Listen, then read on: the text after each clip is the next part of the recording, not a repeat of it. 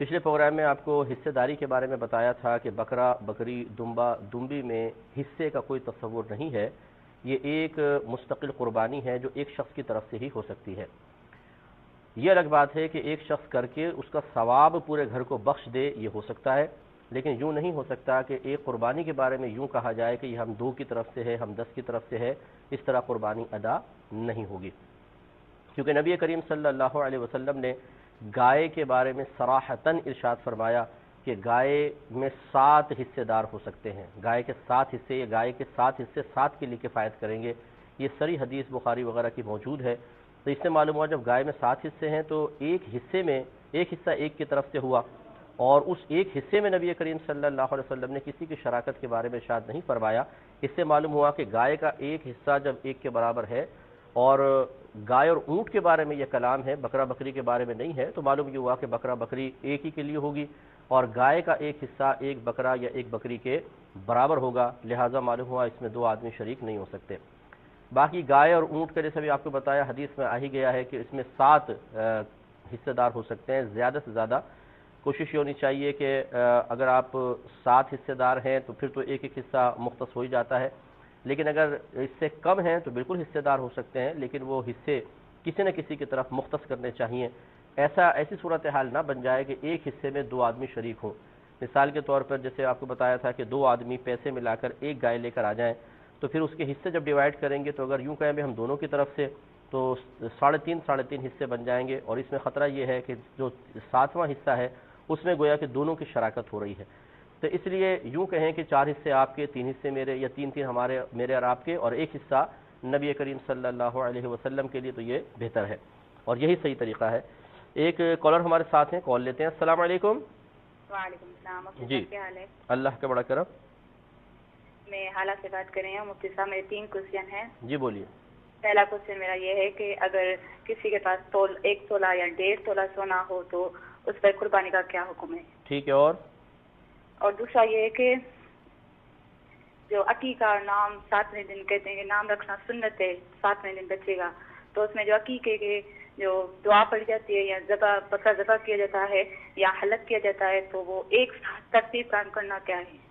یعنی ان میں ترتیب کیا ہونی چاہیے؟ یوں ہاں، اگر ترتیب کے ساتھ کریں تو اس کا کیا حکم ہے، اگر ترتیب کا نہ کریں تو اس کا بھی کیا حکم ہے؟ ٹھیک ہے۔ اور تیسرا سوال یہ ہے کہ ہمارے جو اپنے رشتہ دار ہیں نا، کچھ ایسے ہیں کہ وہ میلاد کو معاذ اللہ مانتے نہیں ہیں، وہ کہتے ہیں گناہ۔ ٹھیک ہے بولیں، میں انشاءاللہ عرض کرتا ہوں۔ ایک مزید کالر ہیں۔ السلام علیکم۔ السلام علیکم۔ چلو ایک مزید کالر ہیں۔ السلام علیکم۔ وعلیکم السلام۔ جی مفتی صاحب، مسئلہ پوچھنا ہے۔ جی بولیے۔ جی مفتی صاحب، مسئلہ یہ ہے کہ نماز کے دوران قرات کرنے کا حکم ہے کہ بندہ جب اکیلا نماز پڑھا رہا ہو تو آہستہ آواز میں نماز کی قرات کرے، کہ اتنی آواز میں کرے کہ اپنے کان سنے، دوسروں آدمی تک آواز نہ جائے اس کی قرات کی۔ جب میں بھائی مفتی صاحب بلند آواز سے پڑھتا ہوں تو میرے الفاظ ٹھیک طریقے سے نکلتے ہیں، جب میں آہستہ آواز سے پڑھنے کی کوشش کرتا ہوں کہ صرف میرے کان آواز سنے، دوسروں تک آواز نہ جائیں، تو میرے قرات کے دوران حروف دب جاتے ہیں۔ مجھے اس طرح لگتا ہے جس طرح سے حروف صحیح طریقے سے نہیں نکل رہے۔ میں پوری کوشش کرتا ہوں ٹھیک نکالنے کی، لیکن اگر اس صورت میں کچھ حروف دب جائیں یا صحیح طریقے سے نہ نکل پائیں تو نماز کیا حکم ہوگا؟ برائے مہربانی ارشاد فرما دیں۔ ٹھیک ہے، اور کوئی کوشچن؟ ایک اور کالر ہیں۔ السلام علیکم۔ السلام علیکم۔ جی وعلیکم السلام۔ ٹیلی ویژن کی آواز بند کر لیں بھائی جان۔ ہلو بھائی جان، آپ کی آواز آ رہی ہے، ٹیلی ویژن کی آواز بند کر کے پھر آپ کال کریں، بولیے، جلدی بولیے۔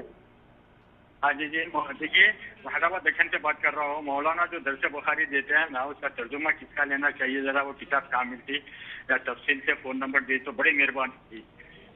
چلیں آپ کنٹرول روم سے بات کر لیجئے، وہ دے دیں گے آپ کو نمبر انشاءاللہ۔ تو آپ کی خدمت میں گائے اور اونٹ کے حصوں کے بارے میں عرض کر رہا تھا، ایک دفعہ پھر میں ریپیٹ کر دیتا ہوں تاکہ جو ہمارے بھائی بہن پچھلے پروگرام میں نہ سن سکے تھے وہ سن لیں کہ گائے میں یا اونٹ میں زیادہ سے زیادہ 7 حصے دار ہو سکتے ہیں، اس سے زیادہ ایک بھی شامل کیا تو سب کی قربانی ضائع ہو جائے گی۔ ہاں، 7 سے کم حصے دار ہو سکتے ہیں۔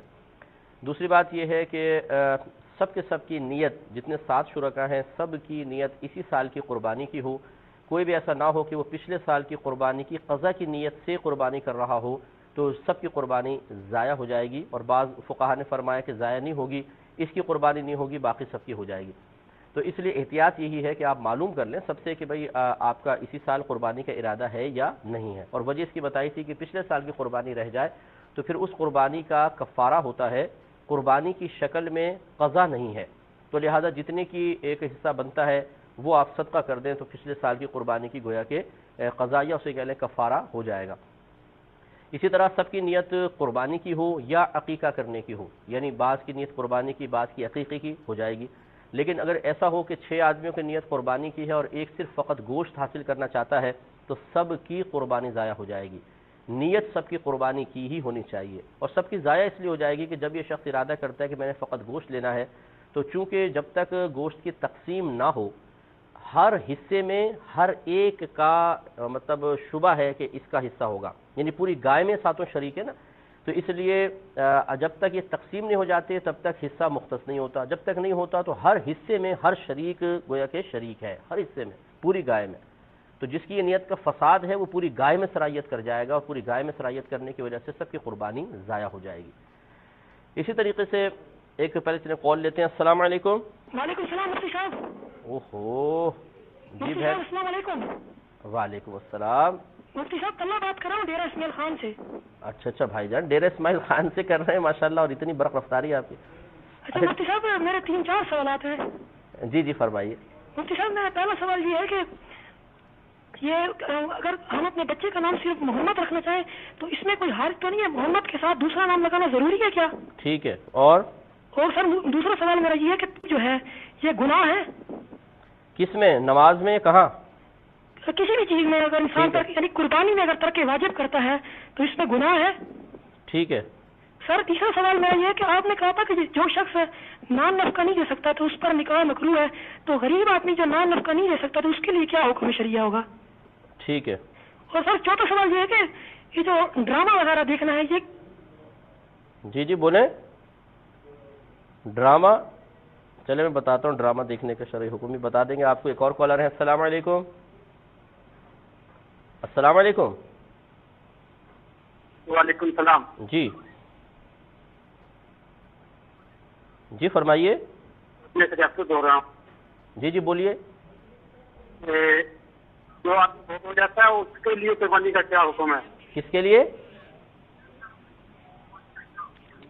ٹیلی ویژن کی آواز آپ بند نہیں کرتے بھائی جان. ٹیلی ویژن کی آواز بند کریں. ٹیلی ویژن کی آواز بند کریں پہلے، پھر اس کے بعد بات کرتے ہیں.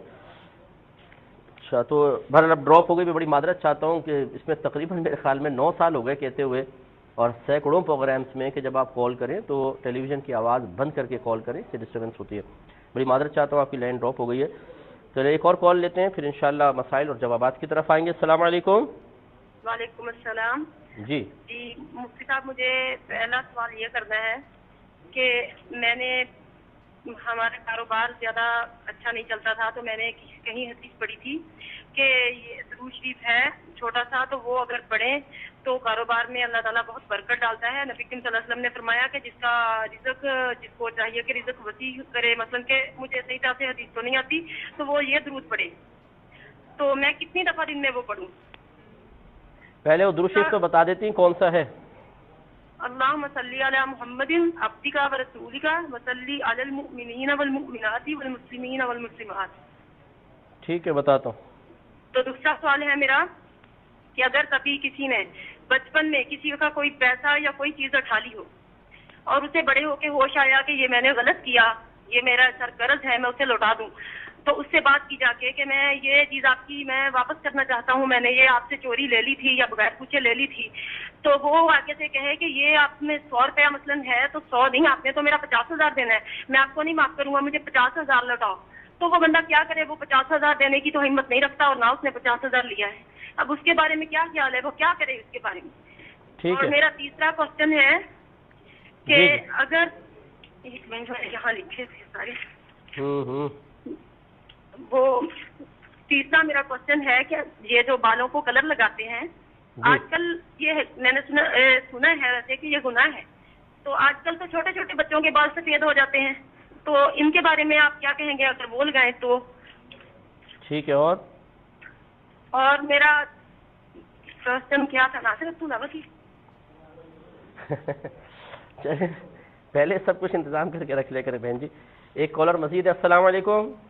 وعلیکم السلام. جی فرمائیے. ہیلو مفتی صاحب، محمد فقیر بات کر رہا ہوں دبئی سے. Very good very good. ارشاد فرمائیں. جی اصل میں مفتی صاحب یہ پوچھنا تھا کہ ہمارے اس موجودہ دور میں جبکہ کسی بھی دنیا میں کہیں بھی ہم چلے جائیں، یہ جو اسلامک بینکنگ ہے اس کے بارے میں بہت زیادہ ابہام ہے. ٹھیک ہے. اور کچھ بینک کہتے ہیں کہ ہم اسلامک طریقے سے لون لیتے ہیں، تو لیکن ہوتا ایسا نہیں ہے. کیا ہم بینک سے لون لے کے اپنا کوئی کاروبار کر سکتے ہیں؟ اس میں شرح انٹرسٹ جو وہ مختلف بتاتے ہیں، سود بھی ہوتا ہے. یہ کیا پروسیجر ہوگا، کیا طریقہ کار ہوگا؟ آیا یہ درست ہے بینک سے لون لے کے کوئی اپنا کاروبار کرنا؟ ٹھیک ہے میں بتاتا ہوں، انشاءاللہ بتاتا ہوں. ایک مختصر سا بریک لیں گے. ہمیں یقین ہے آپ ہمارے ساتھ ہی رہیں. حبیب ہے. بسم اللہ الرحمن الرحیم. تو آپ کی خدمت میں حصے کے بارے میں عرض کر رہا تھا کہ بہتر یہ ہے کہ آپ جب گائے وغیرہ لے آئیں تو مزید اپنے قریبی علماء سے اور مشاورت کر لیں تاکہ کسی قسم کا ابہام نہ رہے. یہ بھی میں نے آپ کو بتایا تھا کہ اگر کوئی غنی شخص ہے جو مالک نصاب ہوتا ہے، اگر وہ گائے لے کر آیا اور اس کا شروع سے ارادہ یہ ہے کہ میں ابھی جیسے مثال کے طور پر اس کو حصے دار نہیں ملے تو اس نے ارادہ کیا کہ میں ابھی گائے خرید لیتا ہوں، پھر جیسے جیسے لوگ ملتے رہیں گے میں ان کو شامل کرتا رہوں گا، تو پھر بلا کراہت جب یہ گائے لے آیا تو بلا کراہت دوسروں کو اس میں شامل کرنا، یعنی پیسے لیتا رہے اور حصہ ان کا مختص کر دے، یہ جائز ہے. لیکن اگر پورا جانور اپنے لیے لے کر آیا اور پھر لوگوں نے کہا بھی ہمارا حصہ بھی ملا لو اور اس نے پیسے لے کر اپنے وہ حصے بیچ دیے گویا کہ، تو اس میں کراہت ضرور ہے لیکن پھر بھی جائز ہے. لیکن اگر کوئی شرعی فقیر ایسا ہے کہ اس پہ قربانی واجب نہیں تھی لیکن اس نے کہا چلو میں قربانی کر لیتا ہوں اور وہ گائے وغیرہ لے آیا تو وہ کسی کو حصے دار نہیں بنا سکتا ہے. بعض اوقات گائے آ جاتی ہے تو وہ حاملہ ہوتی ہے، پتہ نہیں چلتا ہے، تو اس میں گھبرانے کی کوئی ضرورت نہیں ہے. حاملہ جانور کی قربانی بھی شرعاً جائز ہو سکتی ہے. لیکن اس میں یہ ہے کہ اگر آپ نے گائے ذبح کی، ابھی بچہ پیدا نہیں ہوا تھا، پیٹ میں ہی ہے، تو دیکھیں گے کہ اگر وہ زندہ ہے تو اسے بھی ماں کے ساتھ ذبح کر لیں. اب کھانے کا دل نہ چاہے تو کسی کو بھی آپ دے سکتے ہیں لیکن اس کو ضائع نہ کریں، کچرے میں نہ پھینکیں. یہ ایسے جو بیچارے غریب قسم کے لوگ ہوتے ہیں ان کو دے دیں، وہ لے لیں گے. لیکن اگر مردہ بچہ پیدا ہوا تو مردار ہے، پھر تو اس کو پھینکنا ہوگا.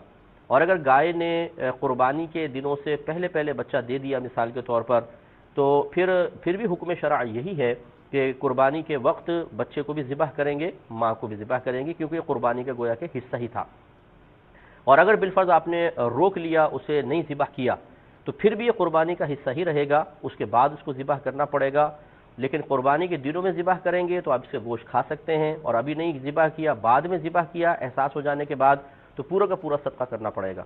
اور اگر کسی نے ایسا کر لیا کہ اس کو پال لیا، مثال کے طور پہ بکری لائے تھے، بکری نے بچہ دیا، پال لیا، اور 1 سال پورا گزرا، اب بقرعید آ گئی تو یہ بکرا مثلا 1 سال کا ہو گیا، لیکن اس کو آپ ذبح نہیں کر سکتے کیونکہ یہ سابقہ قربانی کا ہی حصہ ہے، لہٰذا اس کو زندہ ہی صدقہ کرنا پڑے گا. اور اگر کسی نے اس کو ذبح کر لیا، یعنی جب بھی قربانی کا ایام گزرنے کے بعد ذبح کریں گے تو ذبح کی وجہ سے جو قیمت میں کمی آئے گی اس کو آپ کھا نہیں سکتے، پورا کا پورا صدقہ کرنا پڑے گا، اور جو قیمت میں کمی آئی اتنا پیسہ بھی دینا پڑے گا. مثال کے طور پہ زندہ بکرا اگر یہ ہے مثال کے طور پہ 15,000 کا ہے اور آپ نے ذبح کر کے آپ قیمت معلوم کرتے ہیں تو پتہ چلتا ہے 13,000 کا بک رہا ہے، تو 2,000 یہ پورا کا پورا صدقہ کریں اور 2,000 مزید صدقہ کریں تاکہ مکمل طور پہ اللہ تبارک و تعالیٰ کی بارگاہ میں قربانی کرنا لازم آئے.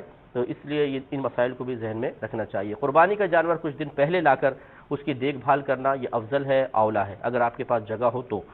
لیکن اور ذرا تعظیم کریں، اس کی احتیاط کریں، اس کی خدمت کریں، کیونکہ نبی کریم صلی اللہ علیہ وسلم نے ارشاد فرمایا کہ اپنی قربانیوں کا اکرام کرو، قربانیوں کی تعظیم کرو، یعنی ان کا خیال کرو، کھانے کا پینے کا، انہیں کوئی اذیت اور تکلیف نہ ہو. اب یہ جو ہمارے نوجوان بیچارے عجیب کھیل تماشا بنا لیتے ہیں کہ یہ 4 پیچھے سے ہو ہا کر رہے ہیں اور گائے بھاگ رہی ہے روڈوں کے اوپر اور 2 آدمی نے آگے سے پکڑا ہوا ہے اور بیچارے کو بھگا کے تھکا دیتے ہیں، اور بعض جو ہیں وہ دم کھینچتے ہیں، کوئی مار رہا ہوتا ہے اس کو، کوئی ناک پکڑ کے کھینچ رہا ہوتا ہے، اسی طرح اونٹ پر سواریاں شروع کر دیتے ہیں.